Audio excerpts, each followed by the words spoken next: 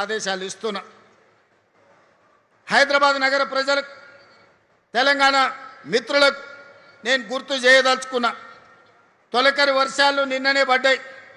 పెద్ద ఎత్తున వర్షం పడలే, రోజంతా వాన పడవలే. కానీ 2 గంటనే హైదరాబాదు నగరంలో వాన పడితే రోడ్లు ఎక్కడికక్కడ స్తంభించిపోయినాయి. రోడ్ల మీద మొత్తం వర్షపు నీరు వరదలై పారింది. ట్రాఫిక్ అతలాకుతలమైంది. కిలోమీటర్ ప్రయాణానికి 2 నుంచి 4 గంటలు పట్టింది. అంతర్జాతీయ నగరం అని గొప్పలు చెప్పుకుంటే సరిపోదు. అంతర్జాతీయ ప్రమాణాలతోని మౌలిక వసతులను అభివృద్ధి చేసుకోవాలి. 10 ఏళ్ళు మేము అభివృద్ధి చేసినాం, 100 కోట్లకి ఎకరం అమ్మినామని గొప్పలు చెప్పుకున్నోళ్ళు, జబ్బలు జరుచుకున్నోళ్ళు నిన్న ట్రాఫిక్ సమస్యకు కారణం ఏందో చెప్పండి. రోడ్ల మీద మొత్తం వరద పారుతుంటే దానికి ఎవరు బాధ్యత అని నేను ఈరోజు అడుగుతున్నా. పోయిన దుర్మార్గులు చెరువులు, నాలాలు, కుంటలను కబ్జా చేసుకొని, పబ్లిక్ పార్కులను ఆక్రమించుకొని, ప్రభుత్వ భూములను చెరబట్టి ఈనాడు అక్రమ నిర్మాణాలు చేపట్టబట్టే ఇవాళ చెరువులలో ఉండాల్సిన నీళ్లు, కుంటలకి వెళ్ళాల్సిన నీళ్లు, నాలాలో ప్రవహించాల్సిన నీళ్లు, వర్షపు నీళ్లు మొత్తం రోడ్ల మీద ప్రవాహమైంది. చెరువుల్లో ఉండాల్సిన నీళ్లు మన కాలనీలకు, మన బస్తీలకు వచ్చినాయి. మన రోడ్ల మీద వరదై పారింది. అందుకే నిన్న గంటల కొద్దీ ట్రాఫిక్ జామ్ అయింది. మరి దీన్ని పరిష్కరించుకోవాల్సిన బాధ్యత మన మీద ఉన్నదా లేదా ఒక్కసారి ఆలోచన చేయండి. ఇవన్నీ ముందస్తుగా ఆలోచన చేసి ఈనాడు చెరువులు ఆక్రమించుకున్నా, కుంటలను ఆక్రమించుకున్నా, నాలాలను ఆక్రమించుకున్నా, ప్రభుత్వ పార్కులను చెరబట్టినా ఈరోజు నిర్దాక్షిణ్యంగా ఆ అక్రమ కట్టడాలను తొలగించుకుంటూ వాటిని పునరుద్ధరించుకుంటూ వెళ్తున్నాం. ఇవాళ తెలంగాణ ప్రజలు, ముఖ్యంగా నగరానికి సంబంధించిన పెద్దలు ఆలోచన చేయండి. 1 ఇంచు కానీ, 1 గుంట కానీ, నేను కానీ, మా భట్టి గారు కానీ, మా శ్రీధర్ బాబు గారు కానీ, మేమెవరమైనా 1 ఇంచు భూమి అయినా మేము తీసుకున్నామా? ఎవరికైనా అందజేసినామా? ఇవాళ వాటిని తొలగించి ఇవాళ మంచి చెరువులను పునరుద్ధరిస్తున్నాం.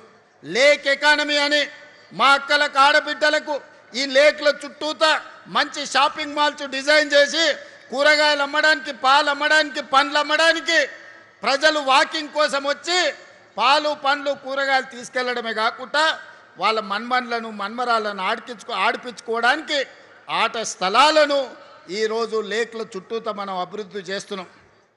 రాజేంద్ర నగర్లో బుమరక్ దౌలా అని నిజాం సర్కార్లో ఉన్న గొప్ప చెరువును ఆక్రమించుకుంటే ఆక్రమణలు తొలగించి ఈరోజు పునరుద్ధరించినాం. ఈ ప్రాంత యువకులు రాజేంద్ర నగర్ వైపు పోయినప్పుడు బుమరక్ దౌలా చెరువు ఎట్లా అభివృద్ధి చెందిందో చూడండి. కుక్కట్పల్లిలో నల్ల చెరువు చూడండి, హైటెక్ సిటీ దగ్గర తుమ్మిడికుంట చూడండి, లేకపోతే సున్నం చెరువును చూడండి.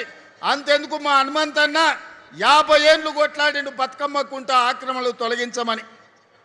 ఇవాళ అంబర్పేటలో ఉన్న బతుకమ్మ కుంటకు పోయి చూడండి అక్కల్లారా, దాని పేరే బతుకమ్మ కుంట.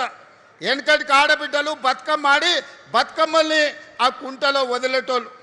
బీఆర్ఎస్ నాయకులు అంబర్పేట ఇన్ఛార్జ్ ఎడ్ల సుధాకర్ రెడ్డి అని ఆ బతుకమ్మ కుంట 15 ఎకరాలు కబ్జా పెట్టుకొని కేసీఆర్ వచ్చినప్పుడు హెలికాప్టర్లో గులాబీ పూలు జల్లిండని ఆ 15 ఎకరాల బతుకమ్మ కుంట ఆ ఎడ్ల సుధాకర్ అన్నట్టు ఆయనకు రాసిచ్చిండు. వాళ్ళ తాత జాగీరా రాసి అని కానీ నేను అడుగుతున్నా. ఆడబిడ్డలు బతుకమ్మలు ఆడుకొని బతుకమ్మలు వదిలే బతుకమ్మ కుంటను దుర్మార్గులు చెరబడితే ఈనాడు నిర్దాక్షిణ్యంగా ఆ అక్రమార్కుల పని బట్టి ఈనాడు బతుకమ్మ కుంటను పునరుద్ధరించడం.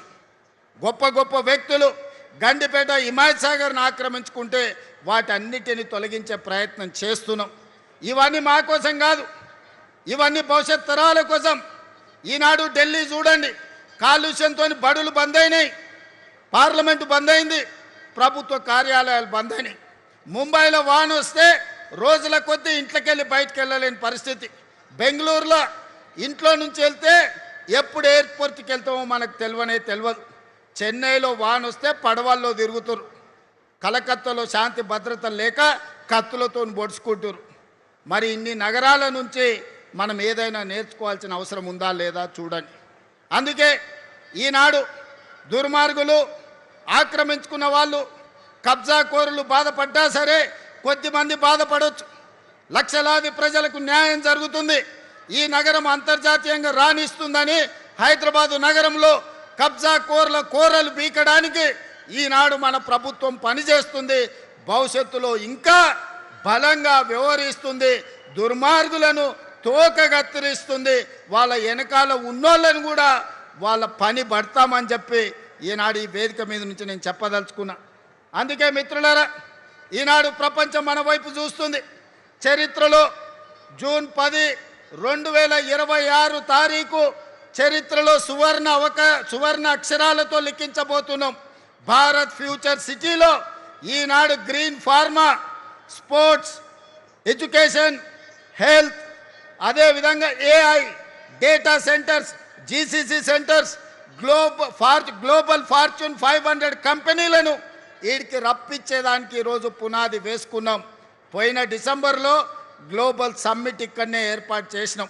ప్రపంచ దేశాలన్నిటినీ ఇక్కడికి రప్పించగలిగినాం. మళ్ళీ డిసెంబర్లో గ్లోబల్ సమ్మిట్ను మా శ్రీధర్ బాబు గారి నేతృత్వంలో అద్భుతంగా నిర్వహించి ఇక్కడికి ప్రపంచ దేశాలను రప్పించడమే కాదు, వాళ్ళ పెట్టుబడులను ఆకర్షించి మన స్కిల్స్ యూనివర్సిటీలో మన ATCలలో చదువుకున్న వాళ్ళకు లక్షలాది మందికి ఉద్యోగ ఉపాధి అవకాశాలు కల్పిస్తాం. అందుకే మిత్రులారా, ఈనాడు మీరందరూ KLR గారి నేతృత్వంలో ఫ్యూచర్ సిటీ డెవలప్మెంట్ అథారిటీలో మీ గ్రామాలను కలపాలని మీరు ముందుకు వచ్చిండ్రు. మీరు తీర్మానాలు చేసిండ్రు. మా కసిరెడ్డి నారాయణ రెడ్డి కల్వకుర్తి ఎమ్మెల్యే గారు కూడా కొన్ని ప్రతిపాదనలు తెచ్చిండు. ఇవాళ సూచన ప్రాయంగా కొన్ని గ్రామాలను ఫ్యూచర్ సిటీలో కలిపినాం. భవిష్యత్తులో కార్యాలయం ఇక్కడనే ఉంటుంది. గ్రామాల వారీగా చర్చలు చేసి వాళ్ళందరినీ కూడా ఫ్యూచర్ సిటీలో కలుపుతుంది ప్రభుత్వం. ఈ ఫ్యూచర్ సిటీనే దేశానికే కాదు ప్రపంచానికే ఒక గొప్ప నగరంగా రాణిస్తుందనడంలో ఎవరికి ఎలాంటి అనుమానాలు లేవు. అడ్డుపట్టునోళ్ళు అడ్డం పడ్డోళ్లను అడ్డంగా తొక్కుకుంటూ పోతారు. ఈ ప్రాంత రైతాంగం, ఈ ప్రాంత ప్రజలు ఈ నగరాన్ని వాళ్ళే కాపాడుకుంటారు. ఈ నగరాన్ని వాళ్ళే నిర్మించుకుంటారు. ఈ నగరాన్ని ప్రపంచానికి అంకితం చేసే యువత ఈ ప్రాంతంలో ఉన్నారు. వాళ్ళ మీద నాకు సంపూర్ణమైన విశ్వాసం ఉన్నది. ఈ నగరం భవిష్యత్తుకు ఒక దిక్సూచి. ఖచ్చితంగా ఈ నగరం విరాజిల్లుతుంది. హైదరాబాద్కి ఎంత గొప్ప పేరు వచ్చిందో పర్ల్స్ విషయంలో కావచ్చు, హైదరాబాదులో ఫ్రూట్స్ విషయంలో కావచ్చు. హైదరాబాద్ అంటే lakes and rock city. Bharat future city కూడా నెట్ జీరో సిటీగా, కాలుష్య రహితమైన నగరంగా, ప్రపంచంలోనే గొప్ప నగరంగా రాణిస్తుంది. తీర్చిదిద్దుతామని మీ అందరికీ తెలియజేస్తూ మీ అందరి దగ్గర సెలవు తీసుకుంటున్నా. వీలైనప్పుడల్లా వచ్చి ఫ్యూచర్ సిటీ కార్యాలయంలో నేను కూర్చుంటా. మా మంత్రి శ్రీధర్ బాబు గారు, మా బట్టి గారు వారానికి ఒక్కరోజు ఇక్కడికి వస్తారు, ఈడ కూర్చుంటారు. మీ సమస్యలు ఏమున్నా అడిగి తెలుసుకుంటారు, వాటిని పరిష్కరించే విధంగా ముందుకు వెళ్తారని తెలియజేస్తూ మీ అందరి దగ్గర సెలవు తీసుకుంటున్న. ధన్యవాదాలు మిత్రులారా.